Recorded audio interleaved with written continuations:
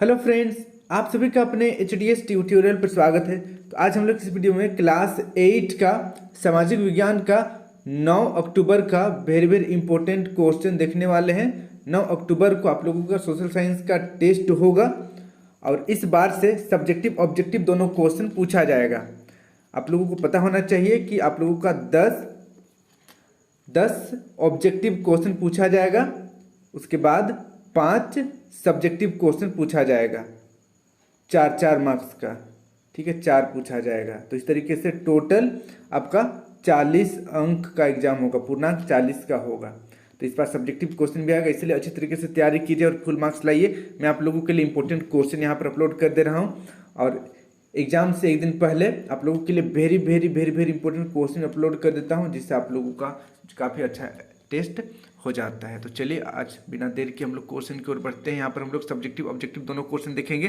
देखिए, आप लोगों का इस बार 3 चैप्टर क्वेश्चन आएगा। पहला चैप्टर है शिल्प और उद्योग, दूसरा चैप्टर है खनिज और शक्ति संसाधन और तीसरा चैप्टर है संसदीय शासन व्यवस्था। 3 चैप्टर से क्वेश्चन आएगा। तीनों चैप्टर का हम लोग एमसीक्यू और सब्जेक्टिव क्वेश्चन देखते हैं। तो चलिए पहले हम लोग ऑब्जेक्टिव क्वेश्चन देख लेते हैं, फिर सब्जेक्टिव देखेंगे। देखिए, चैप्टर 5 से शिल्प और उद्योग चैप्टर से ऑब्जेक्टिव क्वेश्चन। पहला क्वेश्चन है, भारत में पहली सूती कपड़ा मिल 1854 ईस्वी में किस जगह स्थापित की गई? बहुत इंपॉर्टेंट क्वेश्चन है। पहला ऑप्शन है मुंबई, दूसरा सूरत, तीसरा बंगाल, चौथा मद्रास। तो इसका सही आंसर हो जाएगा ऑप्शन नंबर पहला, बम्बई में। फिर देखिए नेक्स्ट सेकेंड क्वेश्चन, भारी अभियंत्रण संयंत्र FEC की स्थापना कब की गई? 1930 ईस्वी में, 1910 ईस्वी में, 1919 ईस्वी में या 1958 ईस्वी में? तो इसका सही आंसर हो जाएगा option number D, option number चौथा, 1958 ईस्वी में। सभी क्वेश्चन को आप याद करते चलिएगा। अब बढ़ते हैं नेक्स्ट क्वेश्चन की ओर। 3 नंबर देखिए, 1931 ईस्वी में भारतीय राष्ट्रीय कांग्रेस के तिरंगे झंडे के बीच वाली पट्टी में किसे जगह दी गई? अशोक चक्र को, चरखा को, सिंह को या कमल को? तो इसका सही आंसर हो जाएगा ऑप्शन नंबर दूसरा, 1931 का बात हो रहा है इसलिए चरखा होगा। ठीक है, चरखा। कुछ दिन पहले भारत का जो झंडा है अशोक चक्र के जगह पर चरखा रहता था। ऑप्शन नंबर दूसरा सही हो जाएगा। फिर देखिए नेक्स्ट अगला 4 नंबर, मसलिन यानी कि मलमल क्या है? गरम मसाला, बारीक सूती कपड़ा, चंदन की लकड़ी, रेशमी लकड़ी? तो इसका सही आंसर हो जाएगा ऑप्शन नंबर दूसरा, बारीक सूती कपड़ा। फिर देखिए नेक्स्ट अगला 5 नंबर, सूरत बंदरगाह किस राज्य में स्थित है? सूरत कहाँ है? गुजरात में, मेरठ में, मैसूर में या मध्य भारत में? तो इसका सही आंसर हो जाएगा ऑप्शन नंबर पहला, गुजरात में है। सूरत कहाँ है? गुजरात में है। फिर देखिए नेक्स्ट 6 नंबर, कैलिको अधिनियम किससे संबंधित है? सूती कपड़े छीट के, दूसरा चंदन की लकड़ी से, तीसरा गरम मसाला से, चौथा रेशमी कपड़े से? तो इसका सही आंसर हो जाएगा ऑप्शन नंबर पहला, सूती कपड़े छीट से संबंधित है कैलिको अधिनियम। अब बढ़ते हैं नेक्स्ट अगला 7 नंबर, स्पिनिंग जेनी क्या है? देखिए स्पिनिंग जेनी क्या है? पहला ऑप्शन है स्वास्थ्य जांच करने वाली मशीन, दूसरा ऑप्शन है परंपरागत तकलियों की उत्पादकता बढ़ाने वाली मशीन, फिर देखिए तीसरा कपड़ा सुखाने वाली मशीन, चौथा तेज गति से चलने वाली मशीन। तो इसका सही आंसर हो जाएगा ऑप्शन नंबर दूसरा, परंपरागत तकलियों की उत्पादकता बढ़ाने वाला मशीन। फिर देखिए नेक्स्ट अगला 8 नंबर, स्प्रिंग जेनी का आविष्कार किसने किया? बहुत इंपॉर्टेंट क्वेश्चन है, वेरी वेरी इंपॉर्टेंट क्वेश्चन है, फाइनल एग्जाम के लिए भी इंपॉर्टेंट है ये क्वेश्चन। पहला ऑप्शन देखिए जेम्स वाट, दूसरा कुल्टर के, तीसरा जॉन के, चौथा एंडरसन। तो इसका सही आंसर हो जाएगा ऑप्शन नंबर तीसरा, जॉन के ने स्पिनिंग जेनी का आविष्कार किया था। अब बढ़ते हैं नेक्स्ट 9 नंबर की ओर, पुर्तगाली वास्को डी गामा भारत में सबसे पहले कहाँ पहुँचा? वास्को डी गामा भारत में सबसे पहले कहाँ पहुँचा? कालीकट में, सूरत में, कोच्चि में या कांडला में? तो इसका सही आंसर हो जाएगा ऑप्शन नंबर पहला, कालीकट में। याद रखिएगा इस जगह को, कालीकट में। अब बढ़ते हैं अगला क्वेश्चन की ओर। देखिए खनिज और शक्ति संसाधन से एमसीक्यू क्वेश्चन देखेंगे। पहला क्वेश्चन है, निम्नलिखित में अलौह धातु है, अलौह धातु कौन सा है? सोना है, लौह अयस्क है, मैंगनीज है या बॉक्साइट है? तो इसका सही आंसर हो जाएगा ऑप्शन नंबर पहला, सोना और लौह धातु है। फिर देखिए सेकंड नंबर, झरिया किस खनिज के लिए प्रसिद्ध है? खनिज तेल, बॉक्साइट, कोयला, मैंगनीज? तो इसका सही आंसर हो जाएगा ऑप्शन नंबर तीसरा, कोयला के लिए। झरिया कोयला के लिए प्रसिद्ध है। फिर देखिए नेक्स्ट 3 नंबर, झारखंड का जादू घोड़ा प्रसिद्ध है। झारखंड का जादू घोड़ा किस लिए प्रसिद्ध है? कोयला के लिए, चूना पत्थर के लिए, यूरेनियम के लिए, अभ्रक के लिए। तो इसका सही आंसर हो जाएगा ऑप्शन नंबर तीसरा, यूरेनियम के लिए। जादू घोड़ा यूरेनियम के लिए प्रसिद्ध है। फिर देखिए अगला क्वेश्चन बढ़ते हैं हम लोग 4 नंबर। झारखंड में लौह अयस्क नहीं पाया जाता है। झारखंड में लौह अयस्क नहीं पाया जाता है। घाटशिला में या कोडरमा में, पहला दूसरा दोनों, या नोवामुंडी में। तो इसका सही आंसर हो जाएगा ऑप्शन नंबर तीसरा, पहला और दूसरा, यानी कि ए और बी, घाटशिला और कोडरमा में लौह अयस्क नहीं पाया जाता है। अब बढ़ते हैं नेक्स्ट अगला 5 नंबर की ओर। झारखंड में अभ्रक का उत्पादन मुख्य रूप से कहाँ नहीं होता है? कोडरमा में, गिरिडीह में, गुमला में, हजारीबाग में। तो इसका सही आंसर हो जाएगा ऑप्शन नंबर तीसरा, गुमला में। गुमला में अभ्रक का उत्पादन नहीं होता है। फिर देखिए नेक्स्ट अगला 6 नंबर। इसमें से कौन ऊर्जा के गैर परंपरागत स्रोत नहीं है? कोयला, ज्वारीय ऊर्जा, पवन ऊर्जा, सौर ऊर्जा। तो इसका सही आंसर हो जाएगा ऑप्शन नंबर पहला, कोयला। कोयला गैर परंपरागत स्रोत का उदाहरण नहीं है। फिर देखिए नेक्स्ट अगला 7 नंबर। निम्नलिखित में कौन लौह खनिज नहीं है? लौह खनिज नहीं है। मैंगनीज, तांबा, बॉक्साइट, सीसा। तो इसका सही आंसर हो जाएगा ऑप्शन नंबर चौथा, सीसा लौह खनिज नहीं है। फिर देखिए नेक्स्ट 8 नंबर। पृथ्वी के अंदर दबी शैलों से चट्टानों को बाहर निकालने की प्रक्रिया क्या कहलाती है? अपरदन, खनन, निक्षेपण, इनमें से कोई नहीं। तो इसका सही आंसर हो जाएगा ऑप्शन नंबर दूसरा, खनन। बहुत ही कॉमन सी बात है, हम लोग खनन करेंगे तो नीचे जो कोयला है या फिर जो शैल है यानी कि जो पत्थर है उसको हम लोग निकाल सकते हैं। फिर देखिए नेक्स्ट अगला क्वेश्चन हम लोग बढ़ते हैं। अगला चैप्टर है संसदीय शासन व्यवस्था से एमसीक्यू क्वेश्चन देखेंगे हम लोग। पहला क्वेश्चन देखिए, राज्यसभा में कितने सदस्य राष्ट्रपति द्वारा मनोनीत होते हैं? पहला ऑप्शन है 16, दूसरा ऑप्शन है 20, तीसरा ऑप्शन है 2 और चौथा ऑप्शन है 12। तो इसका सही आंसर हो जाएगा ऑप्शन नंबर चौथा, 12। फिर देखिए नेक्स्ट अगला 2 नंबर। संघ सूची में राष्ट्रीय महत्व के विषय होते हैं, इन विषयों पर कानून कौन बनाता है? राज्य सरकार, केंद्र सरकार, संयुक्त राष्ट्र संघ, केंद्र शासित प्रदेश। तो इसका सही आंसर हो जाएगा ऑप्शन नंबर दूसरा, केंद्र सरकार। केंद्र सरकार कानून बनाती है। फिर देखिए नेक्स्ट 3 नंबर। कार्यपालिका किसके प्रति उत्तरदायी है? कार्यपालिका किसके प्रति उत्तरदायी है? न्यायपालिका, विधायिका, संविधान, इनमें से कोई नहीं। तो इसका सही आंसर हो जाएगा ऑप्शन नंबर दूसरा, विधायिका। विधायिका के प्रति उत्तरदायी है। फिर देखिए नेक्स्ट अगला 4 नंबर। किस वर्ष चार्टर अधिनियम में पहली बार विधान परिषद के बीज दिखाई पड़े? तो देखिए इसका सही आंसर हो जाएगा ऑप्शन नंबर चौथा। यहाँ पर ऑप्शन पहला दूसरा नहीं पहला और तीसरा ऑप्शन नहीं लिखा हुआ है, पर आप याद रखिएगा कि चार्टर अधिनियम पहली बार विधानसभा के बीज दिखाई दिए कब? तो हो जाएगा 1833 ईस्वी में। ये भी क्वेश्चन इंपॉर्टेंट है, आप याद करते चलिएगा। अब बढ़ते हैं अगला क्वेश्चन की ओर। देखिए 5 नंबर। भारत में कैसी शासन प्रणाली है? संघात्मक, संसदीय, राजतंत्र या सैनिक? तो इसका सही आंसर हो जाएगा ऑप्शन नंबर दूसरा, संसदीय। क्वेश्चन जो है वो चैप्टर से ही लिया गया है, चैप्टर का नाम ही है संसदीय शासन व्यवस्था। तो भारत में संसदीय शासन व्यवस्था प्रणाली है। फिर देखिए नेक्स्ट 6 नंबर। लोकप्रिय सदन किसे कहा जाता है? लोकप्रिय सदन किसे कहा जाता है? राज्यसभा को, लोकसभा को, विधानसभा को, इनमें से कोई नहीं। तो इसका सही आंसर हो जाएगा ऑप्शन नंबर दूसरा, लोकसभा को। लोकसभा को लोकप्रिय सदन कहा जाता है।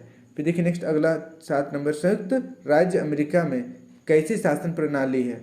संसदीय, अध्यक्षात्मक या तानाशाही या सैनिक? तो इसका सही आंसर हो जाएगा ऑप्शन नंबर दूसरा, अध्यक्षात्मक। अध्यक्षात्मक शासन प्रणाली है संयुक्त राज्य अमेरिका में।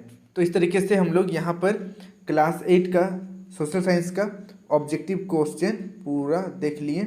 इसमें से आप लोगों का क्वेश्चन आएगा, अच्छी तरीके से प्रैक्टिस कर लीजिएगा। अब हम लोग देखते हैं सब्जेक्टिव क्वेश्चन। सब्जेक्टिव क्वेश्चन भी आप लोगों का टोटल 20 मार्क्स का होने वाला है। देखिए टोटल 5 सब्जेक्टिव क्वेश्चन पूछा जाएगा, ठीक है, 5 क्वेश्चन पूछा जाएगा। चलिए हम लोग देखते हैं। पहला क्वेश्चन देखिए, स्पिनिंग जेनी क्या है और इसका आविष्कार किसने किया? मैंने आप लोगों को पहले ही कह दिया था कि स्पिनिंग जेनी के आविष्कार किसने किया है, इंपॉर्टेंट है।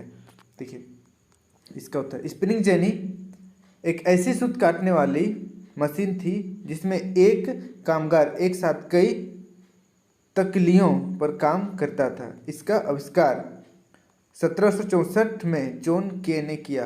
किसने किया, जॉन के ने। कब किया, 1764 ईस्वी में। आपका क्वेश्चन ऐसे भी आ सकता है कि जॉन के ने स्पिनिंग जेनी का आविष्कार कब किया, या ऐसे भी क्वेश्चन आ सकता है जॉन के ने किस मशीन का आविष्कार किया। तो स्पिनिंग जेनी, थोड़ा सा घुमा फिरा कर क्वेश्चन पूछा जा सकता है, इसलिए आप तैयार रहिएगा। अगला क्वेश्चन देखिए, अगला क्वेश्चन है 18वीं शताब्दी में भारत में बुनाई के प्रमुख केंद्र क्या थे। तो इसका उत्तर आपको इस प्रकार लिखना है, पूर्वी बंगाल यानी कि बांग्लादेश स्थित ढाका 18वीं सदी में सबसे महत्वपूर्ण कपड़ा उत्पादन केंद्र था। ये शहर अपनी मलमल और जामदानी बुनाई के लिए दूर दूर तक प्रसिद्ध था। भारत के दक्षिण भाग में मद्रास से उत्तरी आंध्र प्रदेश तक फैले कोरोमंडल तट के साथ साथ और भी सूती कपड़ा बुनाई केंद्र स्थित थे। पश्चिमी तट पर मुख्य बुनाई केंद्र गुजरात में स्थित थे। तो क्वेश्चन आपको लंबा लग रहा होगा इसका आंसर, लेकिन इतना तो लिखना ही पड़ेगा, 4 नंबर का है। ठीक है, 4 नंबर का है, तो कम से कम 5 लाइन तो होना ही चाहिए। 1 2 3 4 5, चलिए थोड़ा सा ज़्यादा है 5 से, लेकिन 5 लाइन होना ही चाहिए।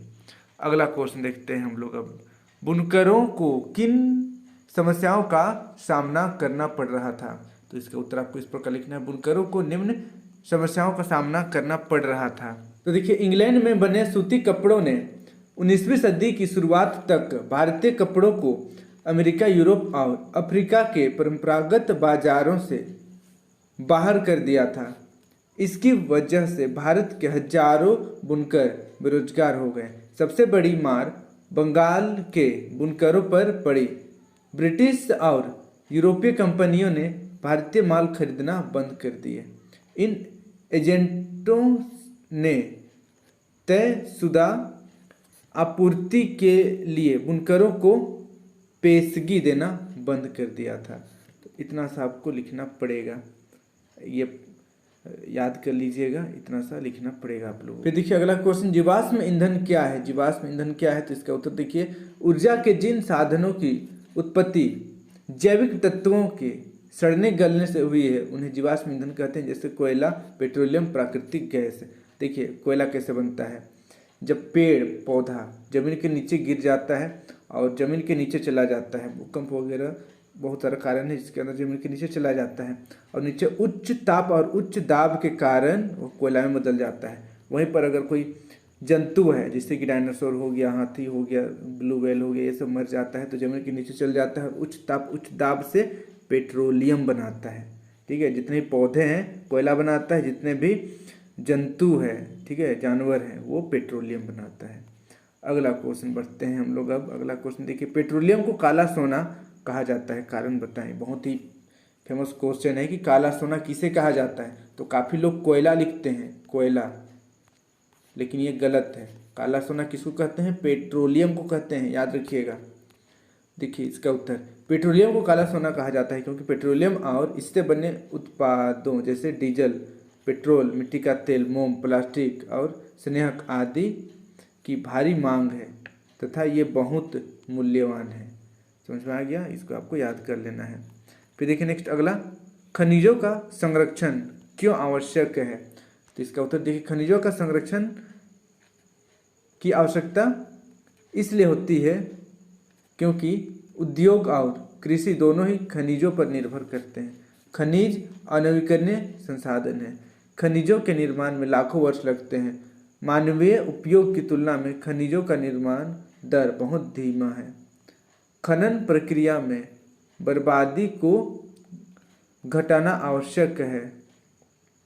धातुओं का पुनः प्रयोग एक अन्य तरीका है जिससे खनिज संसाधनों को सुरक्षित किया जा सकता है। तो इतना आपको लिखना पड़ेगा, खनिज का संरक्षण क्यों आवश्यक है उसमें।